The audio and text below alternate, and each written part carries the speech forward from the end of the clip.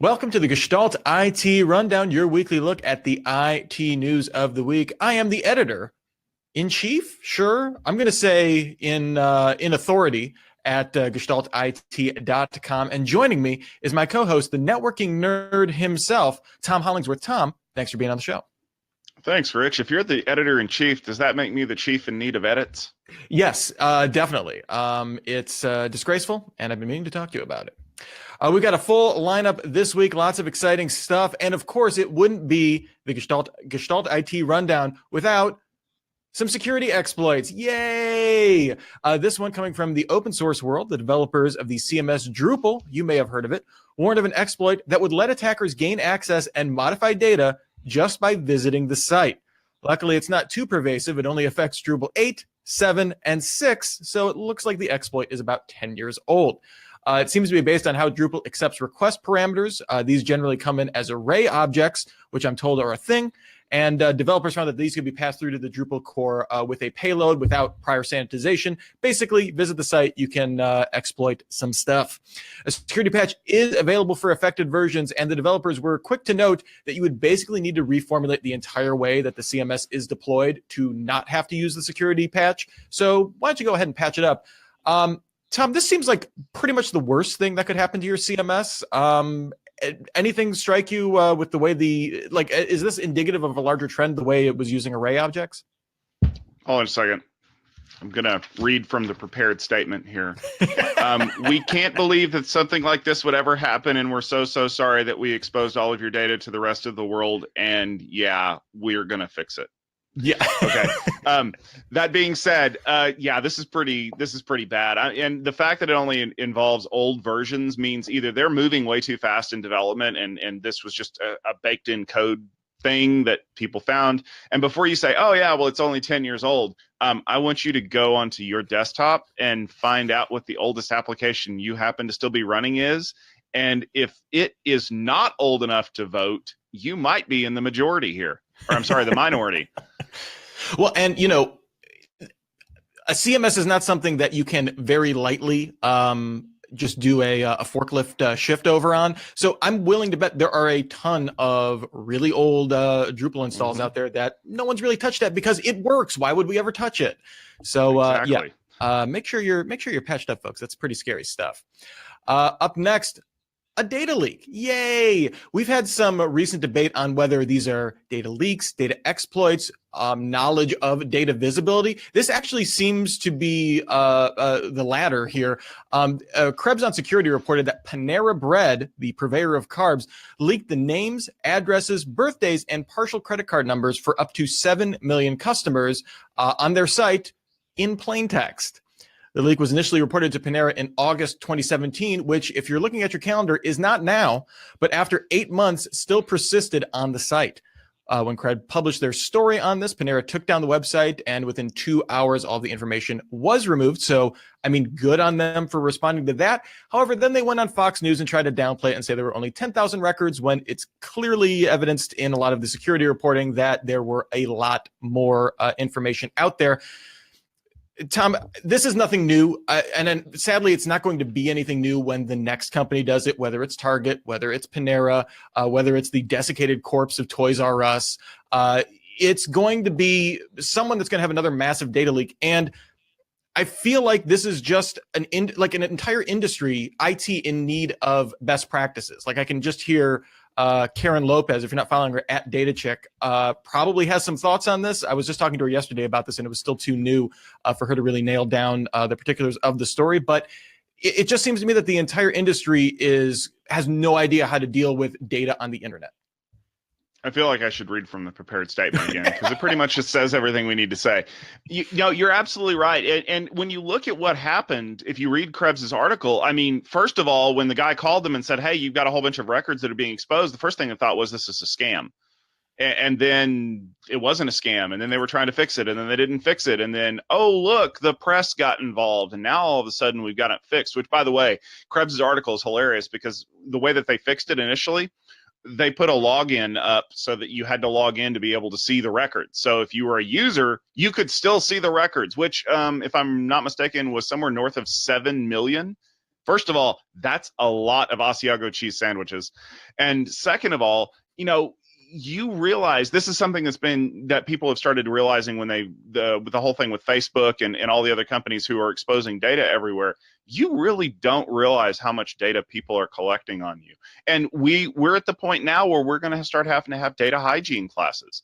Don't just share everything that you have. When you sign up for a loyalty card, make up some fake information. I can specifically remember some funny conversations that I had with some people in the security realm, and they're like, yeah, I always fill out the security questions, but I have to remember my answers in a password keeper because the answer to my mother's maiden name is Purple Monkey Dishwasher. And the people on the other end of the phone are like, that's correct. That it's completely baffling. It does make me wonder. I'm not a fan of having gatekeepers for these kind of things, but it almost seems to beg for some sort of trusted intermediary between these companies that clearly don't have the proper financial incentives in place to take adequate care of your data. What was the Equifax? Is that? Yeah, that was the right company, right? Yeah. Credit agency. Does not have the financial incentives in place to adequately take care of data. So I am wondering, like, is this something where I don't want a Facebook single sign-on, but maybe one of the password managers, like a LastPass or something like that, comes in as your trusted. You never give Panera your information, but you trust LastPass to then be the funnel through that. But I know that brings up a single point of failure, and that's always a problem. But at some point, I want to be able to trust one person that maybe has some transparency into how they're handling data versus, faceless company that I'm going to have absolutely no recourse on this. I'm going to be responsible for having to make sure that, no sensitive information out, like no one's ordering Asiago cheese sandwiches on my behalf from Panera for years on end. It's just ridiculous. Yeah. Luckily, I'm not angry about it, folks. All right, in the Microsoft world, a giant reorganization of Windows. This is not the first Windows reorg. I think there's been 4 major ones in the last 5 years. But as Satya Mania continues to live strong, Windows seems to be being scattered to the wind a little bit. Microsoft announced a major reorg of Windows, essentially splitting it among various other departments. Longtime Windows chief Terry Myerson is leaving the company. I think he's taking an advisory role, but basically they're setting him out to pasture.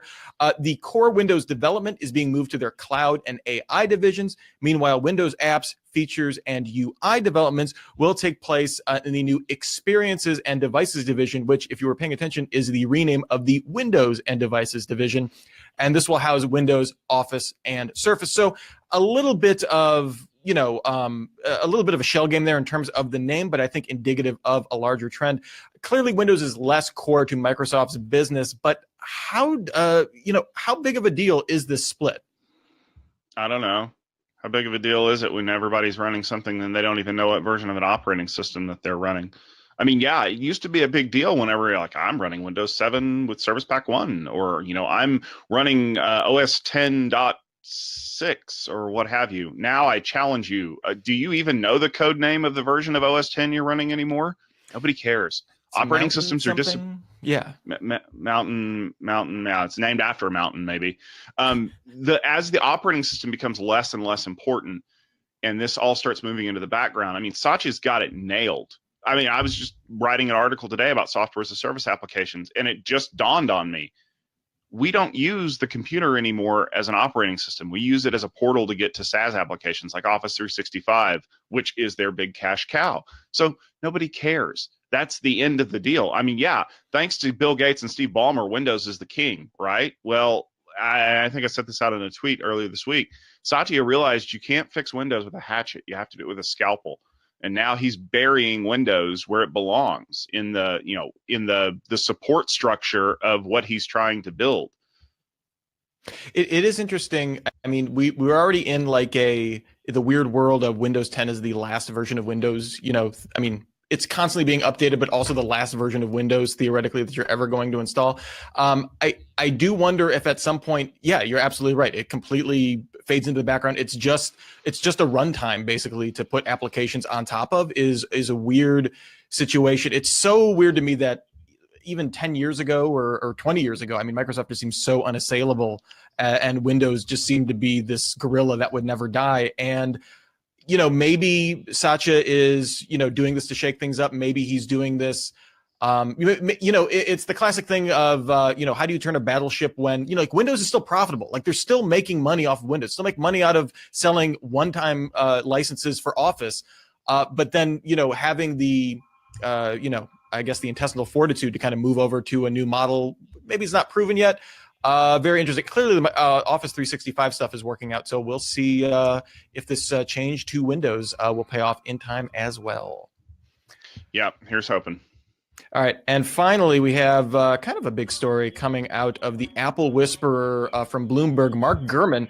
He's reporting that Apple plans to use their own chips in Macs as early as 2020.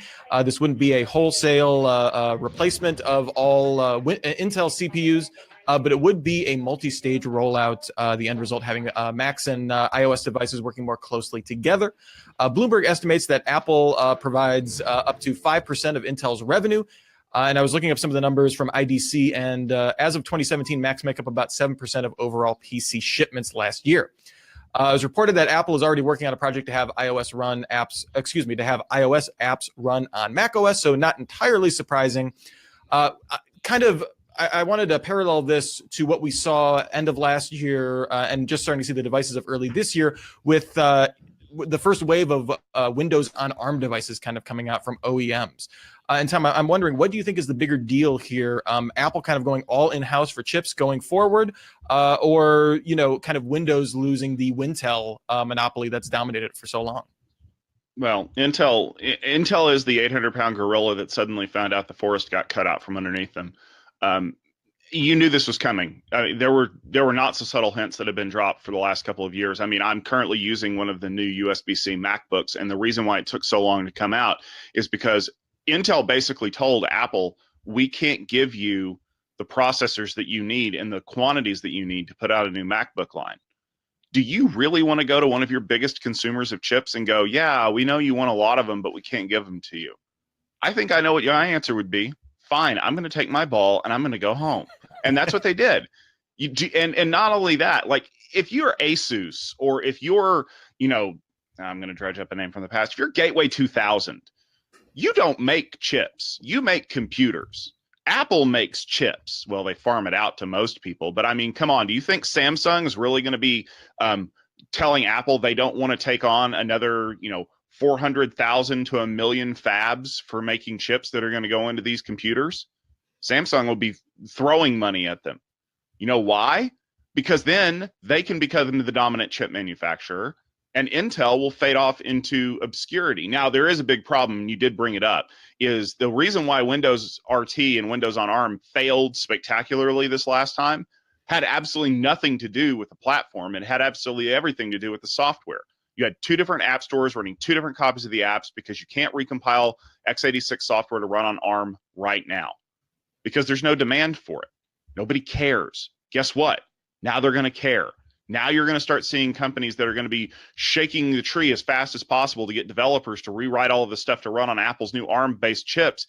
And what you're going to get is a huge ARM ecosystem that's going to compete with Intel. And if everybody is going down that road, it's not looking good for people who are doing legacy stuff. Yeah, I didn't even think about that, the knock-on effect of everyone trying to emulate Apple. And if they move over to ARM, like just cognitively, I think, yeah, you'll see a lot of people following along. We're just starting to see the first, I think they're running Snapdragon 835s, and I knew the new Qualcomm 845s are coming out as well, that are supposed to be better optimized for doing some kind of x86 emulation. It's still going to be terrible, like whenever you do that, but absolutely, yeah. Once developers are kind of used to developing desktop quality apps on ARM, I think it's not trivial, but it's a lot easier than going from iOS on ARM to Windows on x86. There's a shorter bridge there for sure. The other thing is spinning up additional fabs or additional capacity for switching over to Macs is relatively trivial because they're selling like an order of magnitude more iOS devices than they are Mac devices right now. So it's really just theoretically, if they're all using the same architecture and that kind of stuff, they're not making distinct, more powerful chips for the desktop and laptop stuff. I could see that adding capacity is like absolutely no issue for them either. So it will be interesting to see how Intel responds. I mean, obviously, they've they haven't they've been able to be competitive in the mobile space. I think they're making some interesting moves in IoT going forward. Obviously, on the very high end, the server market isn't going anywhere anytime soon, despite all of the servers on ARM press releases we see all the time, and they're cool. But Intel kind of is locked in there. But yeah, this doesn't seem good, certainly at all, and the stock market is bearing that out. I think they were down around 7 or 8% in stock price, like their single biggest day dip in the past couple of years. So very interesting. Mm-hmm. All right, and finally, Tom, this is a little bit up your alley. Cloudflare, geez, words are hard, launched a DNS resolver at the network address of 1.1.1.1. Designed to be privacy focused, is being run in conjunction with Appnik Labs, a regional internet registry in Asia. Appnik will be able to access DNS query data from anybody using the resolver, but will not log any IP addresses associated with those queries. This data will ostensibly be destroyed as soon as statistical analysis is done. I'm interested to see what kind of transparency they have around what that destruction method is. But essentially, this would blind ISPs to your DNS query info. Ordinarily, ISPs can go ahead and market that in any way that they want as part of your terms of service. Some ISPs, kind of market themselves to avoid that, but I'm assuming all of the big boys do that as a matter of course. The resolver will also offer a couple other privacy-focused features, DNS over TLS, DNS over HTTPS, query minimalization, and, quote, aggressive negative answers, which I don't know, but sounds like a sweet punk name. And so basically, Tom, I'm wondering what your thoughts on this, a privacy-focused DNS. I know Google DNS was hot stuff probably about a little less than 10 years ago. I tried it out, and I think I bricked my router for a couple days and pissed off my parents. So is Cloudflare DNS a big deal? Yeah, first of all, props to Cloudflare for launching a DNS service that is based on 4 ones on April 1st. Second greatest April Fool's joke of all time, Gmail, I'm looking at you. No, this is actually the best possible solution for a train wreck. For those of you who don't know, I'm going to give you a little inside baseball into the internet, way the internet's numbered.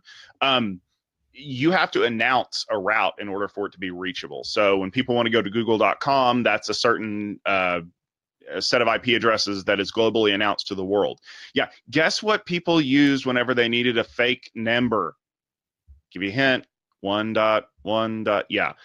Everybody used 1.1.1.1 as their fake address space. And that's one of the reasons why we've never seen it being announced. Every time that Appnik tried to announce it to the rest of the world, they got flooded with garbage queries. I mean, Cisco wireless LAN controllers use 1.1.1.1 as the default captive portal. Cisco ASAs use 1.1.1.1 as the default failover address. The number of people that have been reporting this week that they're trying to use Cloudflare's DNS and they're starting to see blocks. I mean, Swift on Security tweeted that there was an upstream service provider that was doing dumb things with it as well. It's actually, if I'm not mistaken, 1.1.1.1 is in Team Comry's Bogon filter. So you're going to have to go figure that out too. It's brilliant though, because you can now use that address for something useful, and APNet gets to figure out, okay, who's been using this for bogus stuff all this time? Who's been announcing it improperly, and how can we fix this? So it's the best of both worlds. And plus, I mean, if you're gonna get swamped with traffic that nobody else can deal with, who better to do it than Cloudflare? Is there any concern that I'm not familiar with Appnik, and I was surprised the lack of pushback. I think the Register was the only one that, I mean, I don't know if you know this, Tom. Sometimes they can be a little snarky.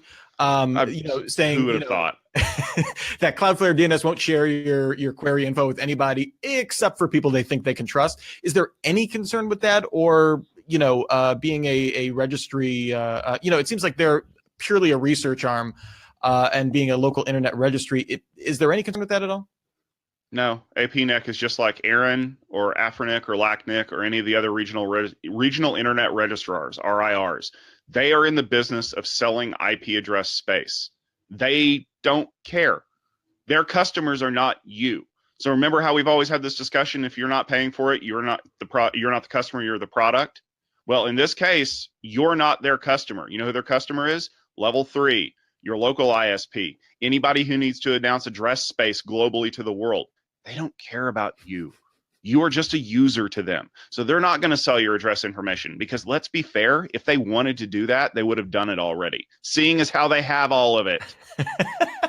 That's an awesome point, Tom. So are you going to be switching over to Cloudflare DNS at home?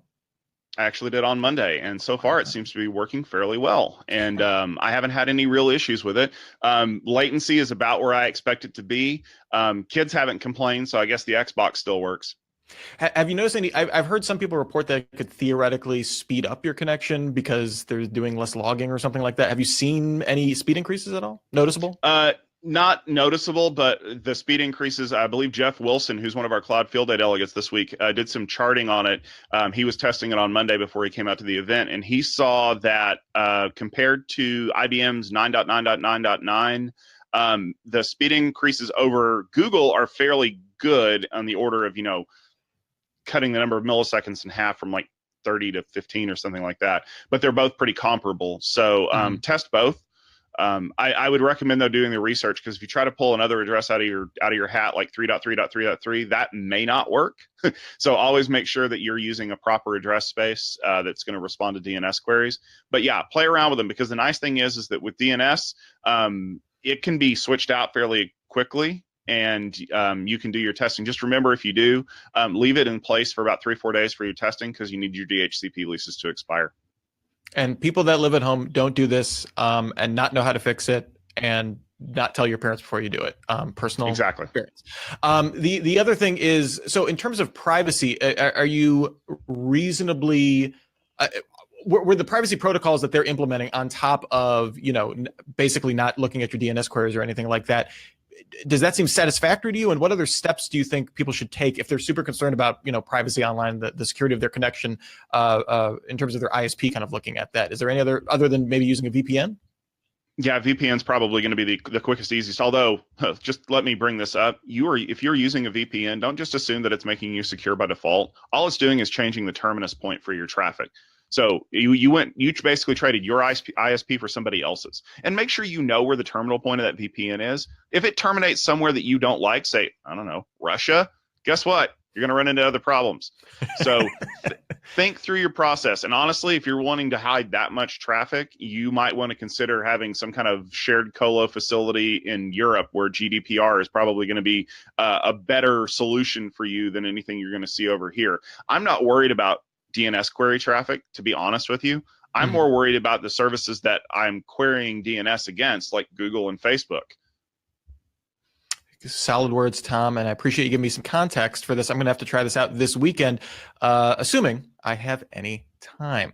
That just about does it for the Gestalt IT Rundown. Thank you so much for watching. Remember, we do this every Wednesday at 12:30 p.m. Eastern. Unless we don't, in which case we'll let you know on Twitter at Gestalt IT if there's any changes to that. We try and keep it pretty tight, though, every week. If you want to find more about our great stuff, you can go to gestaltit.com. We have all sorts of coverage there. I actually posted a article yesterday kind of asking the question, should Apple offer a VPN? And spoiler, the answer, I think, is yes. I wrote an email to Tim Cook. I expect to be getting some credit for that any day now. It should be fun times. The other thing you can do is check us out on Twitter. I'm at Mr. Anthropology, MR Anthropology, for all sorts of rants, humorous observations, and otherwise. And you can find Tom at Networking Nerd, no special spelling, camel case if you want to be fancy. Tom, anything else we should let people know about? Oh, yes. If you want to check out, Tom mentioned Cloud Field Day. Go to techfieldday.com. We're live streaming Cloud Field Day Wednesday, Thursday, and Friday this week. We have a ton of presentations. We got 10 companies, including 2 top secret companies, to check out there. Lots of good cloudy stuff if that's your bag. Tom, anything I'm forgetting? No, I think you got it all, Rich. Nailed it.